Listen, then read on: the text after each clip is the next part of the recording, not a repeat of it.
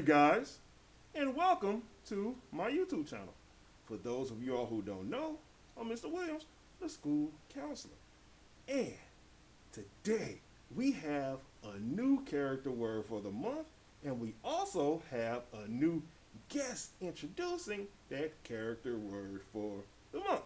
So, without further delay, let's see if you can guess who our special guest is and see what our character word for the month is. Responsibility. So, the character word for this month is responsibility. And if you're in first grade, you'll easily recognize that that's Miss Jenkins. Also, Miss Jenkins is our teacher of the year this year. And her word was responsibility. And all responsibility means is having a duty or a job to deal with. The first step in responsibility is know what's expected. Let's think about it. How are you going to pass a class if you don't know what your teacher is expecting from you? So the first thing, we have to know what's expected. And how do you know what's expected? You know what's expected by paying attention and being attentive.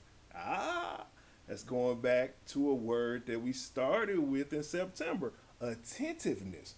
Paying attention in class. So if I'm paying attention in class and I'm engaged and I'm sitting there looking like, hey, this is what they want me to do. I'm answering questions. I'm taking notes. I'm really focusing on what the teacher has me to do. I'm going to know what's expected.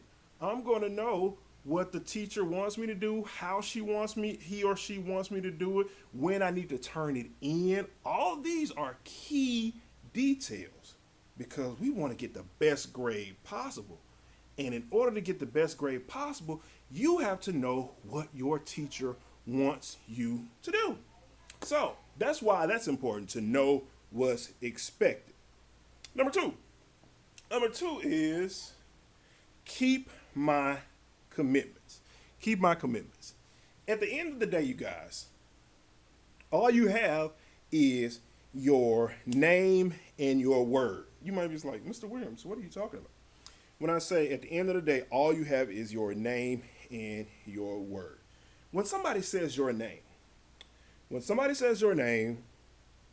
what comes behind that? What words do they use to describe your name? Mr. Williams, do you want them to say, man, he is really obedient. He's really respectful. He's really responsible. He's really trustworthy. Or, Mr. Williams, man, I don't trust him as far as I can see him. You need to put your stuff up around him because he will steal. He a thief. That's your name. We want to have a good name or reputation, but that's beside the point. The other point, the one I really want to focus on, is your word. Like I said, you have your name and your word. We're going to focus on your word. Your word is commitment. What does your word mean? It means it should be your bond. Meaning, if I tell you I'm going to do something, you can take that to the bank. Meaning, you can trust the words that are coming out of my mouth. If I tell you I'm going to be there at 5 o'clock, I'm going to be there at 5 o'clock. If I tell you I'm going to be the organizer of this project, I'm going to take that ownership or responsibility and do or make sure that that project becomes a success because I'm committed to it. I'm giving it 100%. That's what commitment means. So if you don't want to do something, just say it from the beginning. Nope, I don't want to do that. And be through with it. Because we want to produce good citizens. And a part of being a good citizen is honoring your commitment. So if I tell you I'm going to do something, do it. Be a man or a woman of your word and honor your commitment. Or otherwise, don't make that commitment. But that's a part of responsibility because people will know, hey, if Mr. Williams says something, if he commits to something, he's going to do it. So you don't have to worrying about if he's going to do it or not because he told you he was going to do it, so he's going to do it. Number three is do my best. Now, this is another step in responsibility. And this is something that we should remember every day you come to school, to do your best. I'm going to give you guys an example, but in order for you to get this example, I need you to think a little bit. All right? Let's say you're a doctor. If somebody in your family gets sick, what kind of doctor do you want working on your family member? Do you want the doctor that gave it his all, that graduated at the top of his class? Or do you want the doctor that just did graduate? Like it was 1 point between him graduating and finishing or retaining or not passing boards. Which one do you want to operate on your family or your loved one? Obviously, all of us are going to take the one that graduated at the top of their class because they did their best. The one that just barely made it, do you really want that person going anywhere near one of your loved ones if they're sick? No. You might be like, what does this have to do with anything, Mr. Williams? I'm glad you asked. Right now in school, you're laying that foundation. No matter if it's a lawyer, doctor, nurse, teacher, principal, superintendent, counselor, no matter what it is. If somebody, or if you go to somebody and you want them to do a job for you, you want them to do the very best job possible. You don't want to go somewhere and someone half does a job. Just making it. Just do enough just to get by. You're like, no, I don't want you as my lawyer if you're doing just enough to get by. Because if you do just enough to get by, that might not be good enough to keep me, an innocent man, out of jail. Or if you're a teacher doing just enough to get by, that just enough to get by might be the difference between me passing and failing the third grade reading gate. And do I want to take that chance? No. So we're laying the foundation right now. We need you guys to do your best. Every day you walk into the classroom or log on, we need you to do your best because you're setting the foundation right now for the rest of your life. Number four is not make excuses. Not make excuses. We're talking about responsibility. And we said that the meaning of responsibility is having a job or duty that you have to deal with.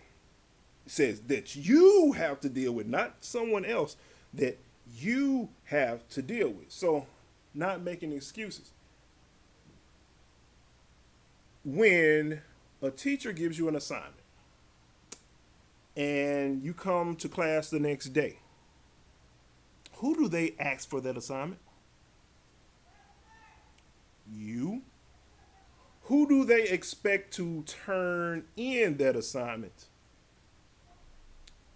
You.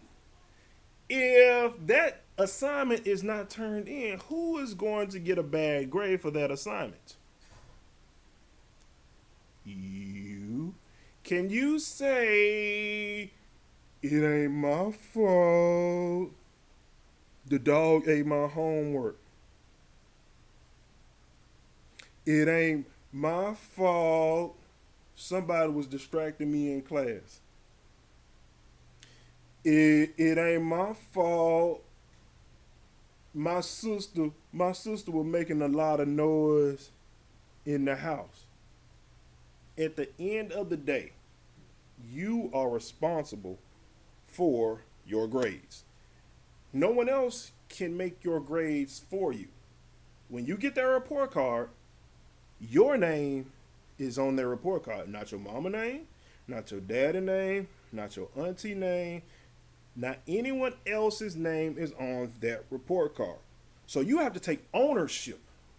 You have to take responsibility for those grades that are on that report card. So guess what? If you don't like those grades, guess what? You have the power to change those grades. If you don't like those grades, you have the power to change those grades. It's up to you. It's up to you. But going forward, as you get older and you get out and get a job, bosses, and you have bosses or supervisors, people that you report to, they're not in the excuse-taking business. They're not in the excuse-taking business. They want to know, did you get the job done? Were you able to get the job done? Yes or no? That's a yes or no question. Not a, it ain't my fault question. Were you able to get the job done or not? No excuses. So starting now, stop allowing excuses. Stop allowing excuses. Get the job done. It's your responsibility to get the job done. Take ownership of your education. And the last one is correct my mistakes. Correct my mistakes. We say this is in responsibility, but it also ties into another word, starts with an M. And that word is maturity. Maturity. So responsibility and maturity combine together or come together when it says correct my mistakes. I tell you guys all the time, nobody's perfect. Nobody is perfect. None of us are perfect. We all make mistakes. But are you responsible enough? Are you humble enough? Are you mature enough to go back to maybe that person and say, hey, I was wrong about that? We're talking about if we're talking about friendships or friendship relationships, I was wrong about that. I was wrong. I didn't treat you the right way. I said some mean things. Because when we get in arguments with our friends, we can say some mean things. But correct my mistakes. We know right from wrong. We do. No matter how big you are or how little you are, we know right from wrong. So we must take responsibility for our mistakes. There are positive consequences and negative consequences for our actions. But we have to be willing to take responsibility for the actions we commit. So, if you do something and something positive comes about from it, aren't you going to take credit for it? Like, yeah, man, that's me. That's all me. That's me. But if you do something and something bad happens, you be like, nah, man, that's her. That wasn't me. That's her. No, no.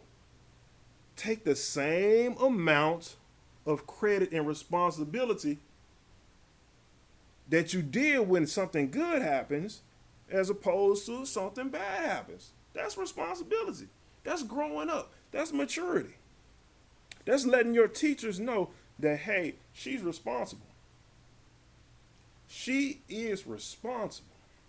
Also, letting your parents know. That's letting your parents know that you're growing up and you're being responsible. Because guess what? When you show that you're responsible, I'm going to let you in on a secret.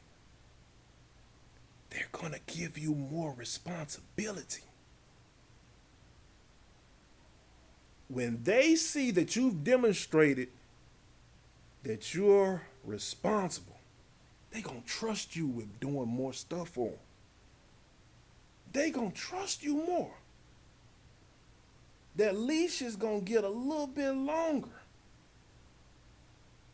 So now they're not looking over your shoulder all the time like, where you at? What you doing? What you doing? Because they know, hey, she's responsible. We can trust her to do what she's supposed to do and not worry about her running all the way down the street doing something she ain't got no business doing, or him doing something he ain't got no business doing.